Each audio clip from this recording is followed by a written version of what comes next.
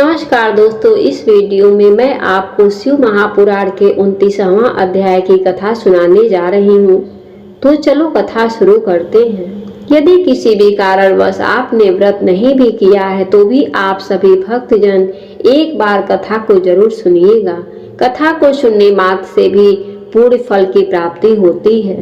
तो आपसे करवत विनती है, इस कथा यात्रा को कभी अधूरा ना छोड़ें, क्योंकि यह कोई मनोरंजन की सवारी नहीं बल्कि भव सागर पार कराने वाली वह नाव है जिसमें बैठकर प्राणी इस पार से उस पार जा सकता है।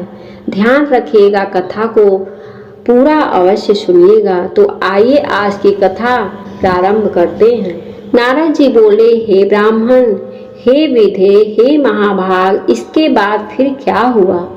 मैं वह सब सुनना चाहता हूँ। आप शिवा के चरित्र को कहिए। ब्रह्मा जी बोले, हे देवर्षि सुनिए, मैं इस कथा को प्रसन्नता पूर्वक कह रहा हूँ। यह कथा पाप का नाश करने वाला तथा शिव में भक्ति बढ़ाने वाला है। हे द्विज, परमात्मा हर का वचन सुनकर और उनके परम आनंदकारी रूप को देखकर पार्वती जी परम आनंदित हो गईं। स्नेह के कारण उनके नेत्र कमल खिल उठे। उसके बाद वे महासाध्वी सुखी हो प्रसन्नता से अपने समीप खड़े प्रभु से कहने लगी।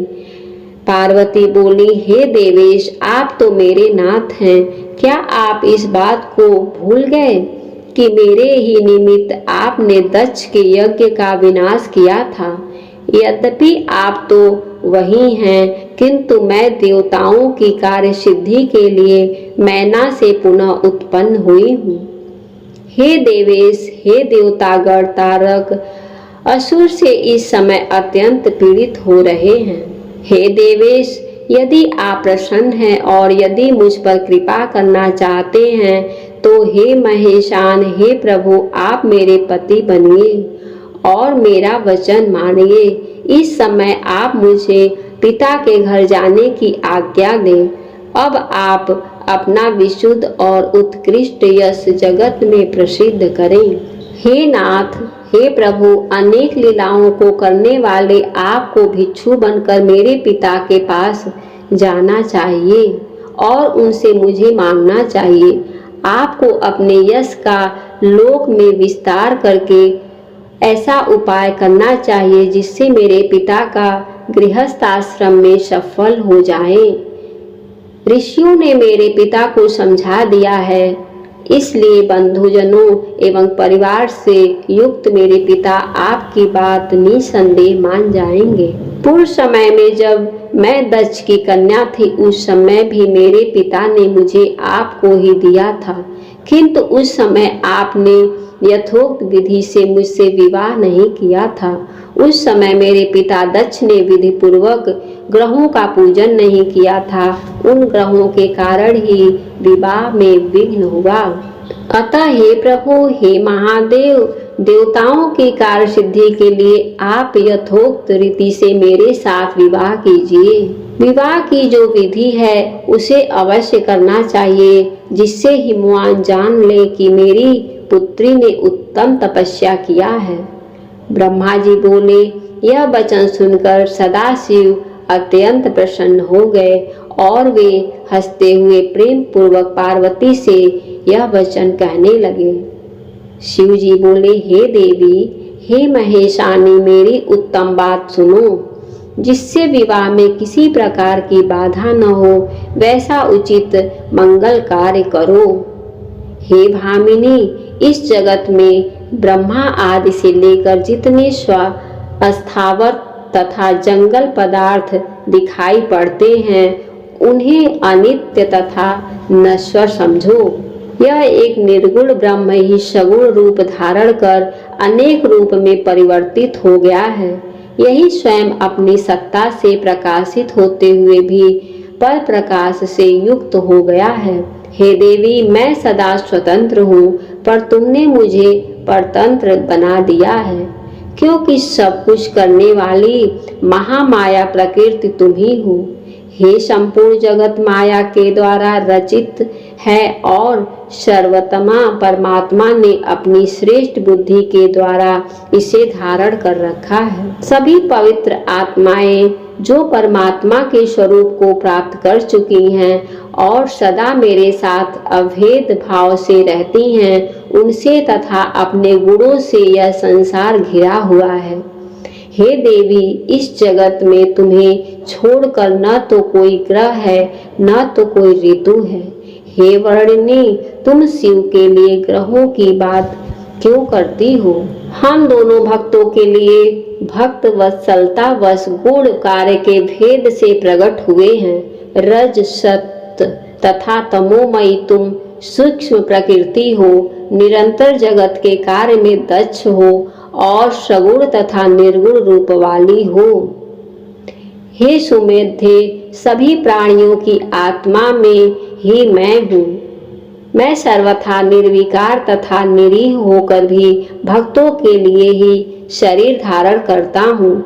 किंतु हे शैलपुत्री, मैं तुम्हारे पिता हिमालय के पास नहीं जाऊंगा और न तो भिक्षुक का रूप धारण करके उनसे तुमको मांगूंगा। हे गिरजे, महान गुणों से वरिष्ठ कोई कितना भी बड़ा क्यों न हो, वह दीजिए इस शब्द का उच्चारण करते ही लघुता को प्राप्त हो जाता है। हे कल्याणी, इस बात को जानते हुए भी तुम मुझसे इस प्रकार की बात क्यों करती हो? हे भद्रे, यह कार्य तो तुम्हारे आज्ञानुसार ही मुझे करना है, अतः तुम जैसा चाहती हो वैसा ही करो।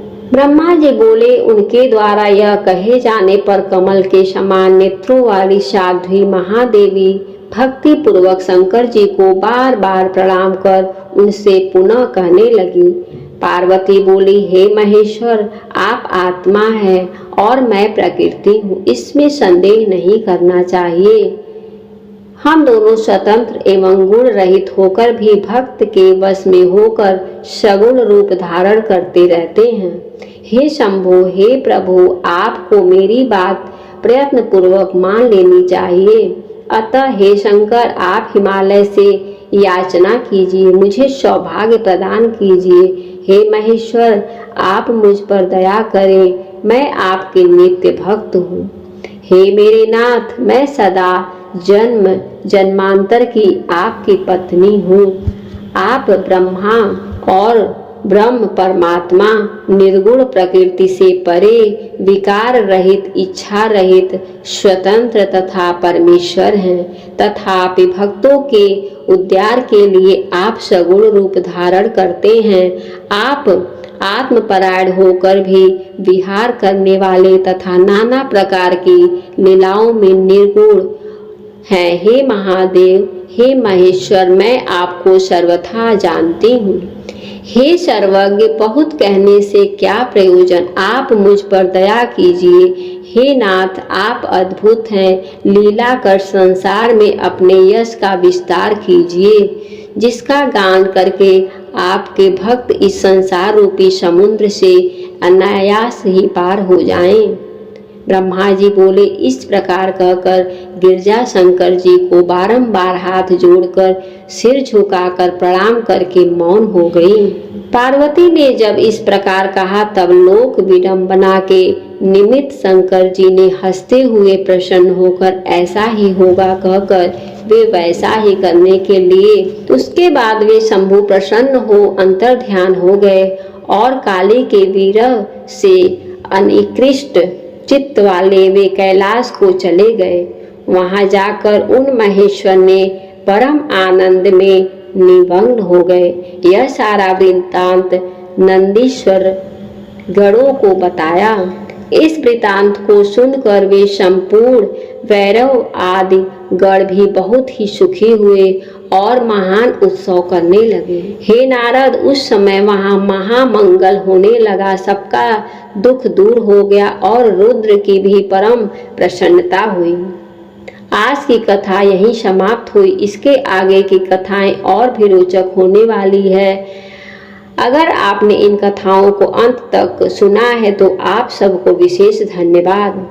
बोले हर हर महादेव की जय, भोले शंकर भगवान की जय, आनंद कंद भगवान की जय।